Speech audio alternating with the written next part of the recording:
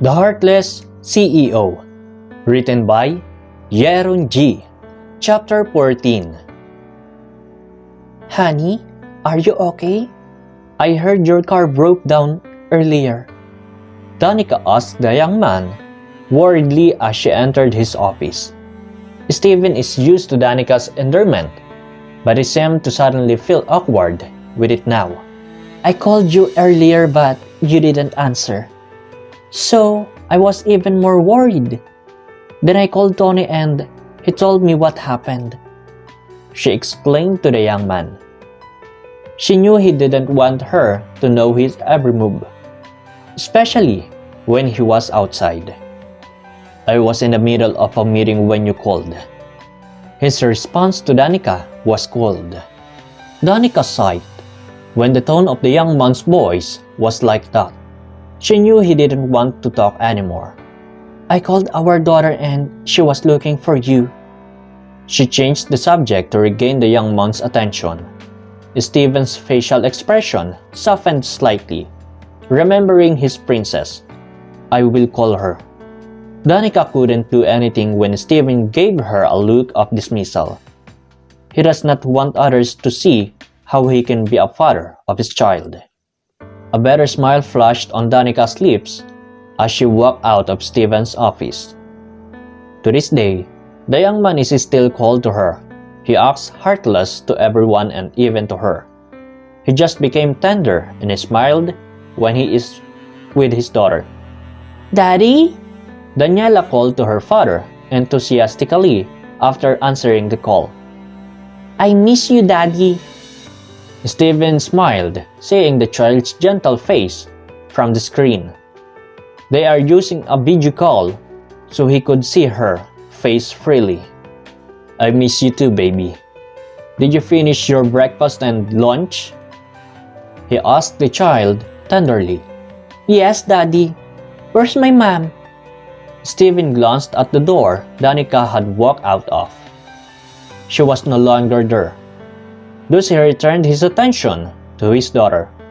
Your mommy just came out and she has something important to do. A forced smile flashed on Daniela's lips. She was sad not because she couldn't speak to her mother, but because Danica would certainly not be pleased with her again. She always tells her that she should look for her whenever she is having a phone call with her father. Does my baby have a problem? Steven asked the girl when he noticed the sadness on her face. Nothing, Daddy.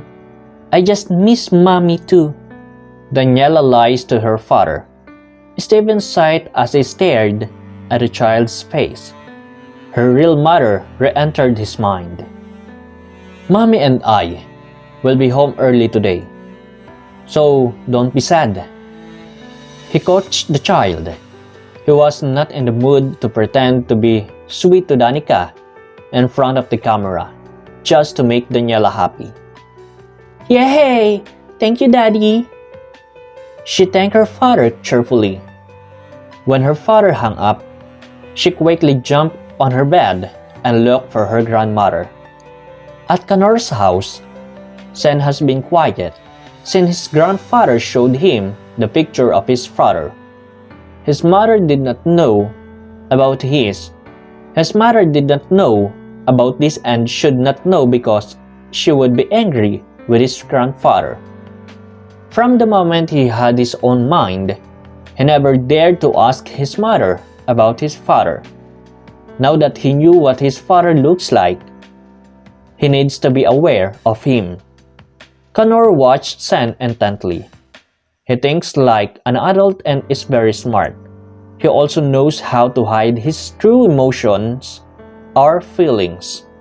For now, you can be seen by anyone from your father's family because your sibling may be harmed. Kanor reminds the child. I hate her. Sen glared at the woman next to his father in the picture. I have let her. But we need to keep quiet for now for the sake of your mother and siblings. Connor explained to him. Sen gritted his teeth and quickly averted his gaze from his sister in the picture. He could not accept that she was happy with a woman who tried to kill their mother. Connor understood how the child felt. He felt no secret from him because he knew he would make way for him to know the truth anyway. He is young but knows a lot about computers. His son in Canada trained him in activities that would have been reserved for adults. I know my sister is also smart. I want to go to the same school where she's studying. Sam asked the old man seriously. Would you like to share what is on your mind? Connor asked the boy with a smile. I need a partner to help Mommy find our missing sibling. But let's keep this a secret, Grandpa. I don't want Mommy to worry about us. But what if they discover your true identity when your father sees you? You know that you look so much like your father. Connor is hesitant about what Sam wants to happen. Trust me, Grandpa. I will do anything so our similarities won't be noticed. Connor is surprised by the child's attitude. He decided to just let him and support him. He once approached Daniela when her caretaker was careless. Like Sam, his sister is also smart, thinking of the third child that they could not find. Connor's sight. He prayed that she has a good life. Danica was delighted when Stephen visited her in her office. It was his first time doing that and everyone around them would look at her with envy. As a department manager, no one dares to ask about the true state of her relationship with the CEO of the company. No one tries to talk behind her back about being an instant mother to Steven's daughter. Everyone respects her and looks up to her. But she knows they are wondering why Steven hasn't married her, yet even though they know they already living under the same roof. Daniela wants us to go home early and together today. Danica's happiness suddenly diminished when she heard the young man's reason why he was there, but she kept her smile. I'll wait for you in the parking lot, Steven said before turning around and not waiting for her answer. Danica irritatedly cleaned her things and hurried to follow Steven. He didn't even wait for her to show everyone that he was sweet to her. Wow, ma'am! She looks like you have a date with Mr. CEO. Her assistant teased her after she left the office. The joy returned to Danica's face and she smiled at Rochelle. She knows her personality, especially her bad side when she is angry. We just need to go somewhere for the last preparation of our engagement party. Danica intentionally raised her voice to be heard by the employees who secretly envied her. Good luck, ma'am, and best wishes in advance. The employees simultaneously congratulated Danica. With a wide smile, Danica turned around and followed Steven. Nothing can stop her from being the legal wife of the person everyone looks up to. Apart from being handsome, he is also the richest man in the Philippines. From inside the car, Nicole watched Danica get in Steven's car. Her former friend looked very happy. She tightened her grip on the steering wheel and stared sharply at the departing car. I can't let you be happy forever while I'm having a hard time looking for my missing child. You'll regret using me just to achieve your dream, Nicole talked to herself. When Steven's car was out of sight, she decided to visit her parents. She still resents them, but as a daughter, she loves them. However, she wasn't ready to show up to them yet. Their house had not changed. Her parents were quiet and seemed to have no intention of going out, so she could not see them. It was getting dark all around, so Nicole decided to take her leave. She traveled for a long time and there was traffic on the road. When she got home, her son was still awake and waiting for her. She completely lost her tiredness when he smiled at her and hugged her. Have you had dinner, Mommy? Sen asked his mother softly. Nicole shook her head in tears. Because many things occupied her mind earlier, she had forgotten to eat. Only now did she feel hungry. You shouldn't let yourself go hungry. Sen rebuked his mother like an adult. Smiling, Nicole let the boy walk her into the kitchen. He didn't want her to move and just told her to sit down. He helped the maid prepare her food. Her son knows everything, so she didn't have to always worry about leaving him alone. He also knows how to cook simple meals when needed and has been careful with the things he does. He always says that he does not want her to be afraid and cries when he has an accident or has become careless. Thank you for taking care of me, sweetheart. She kissed the child on the cheek before starting to eat. Sen didn't leave in front of his mother until she was done with the meal. For time to time, she gave him a spoonful, and even though he was full, he accepted it so that his mother would have more appetite. Sen loves his mother so much and he knows what she went through to live with him.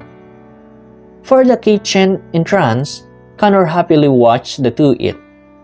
He just approached her after she was done eating and Sen also went back to his own room. How's your day? Nicole smiled at the gentleman before answering. Everything went according to my plan, Dad. I'm so excited to face Danica again tomorrow. Connor smiled proudly at his adopted daughter. He knew she was wise from the start, but because of her love for her former friend before, she always tolerates the latter. She would rather let Danica to be on top always to have academic achievements for her parents to be proud of. He knew all that because Nicole did not hide anything from him. He is happy because she has learned to fight now and face her past fears. Always remember that your children's lives are at risk because of this. Don't get overwhelmed by the hatred you feel. Connor reminded the woman. Thank you, Daddy. I will never forget your kindness to me and my son. I will do everything you tell me and I promise I will not disappoint you with this project. I'm leading the partnership with Mr. Scout to you. Remember to keep work separated from your personal motive in approaching him. He reminded her again. She nodded at the gentleman with a smile. When it comes to business, he didn't want her to take it lightly. One of the gentleman's dreams is to be able to partner with a country's best businessman, and this is the opportunity. It was like killing two birds with one stone. Tony just found out something new from the maid about Danica, about how she got close to Steven's family so easily. Connor changes their subject. Nicole listened intently to the gentleman's news. She was grateful because somehow they had an eye on the scouts. According to the maid, Danica just suddenly showed up at the mansion and introduced herself as a former friend of Rita, who was with her in a remote area. Nicole's forehead furrowed, and she was familiar with some parts of the maid's story to Tony. Rita's friend's name is Nika. Nicole was shocked when she heard the name mentioned by the gentleman. Her eyes widened as she stared at him and couldn't believe what she heard. To be continued.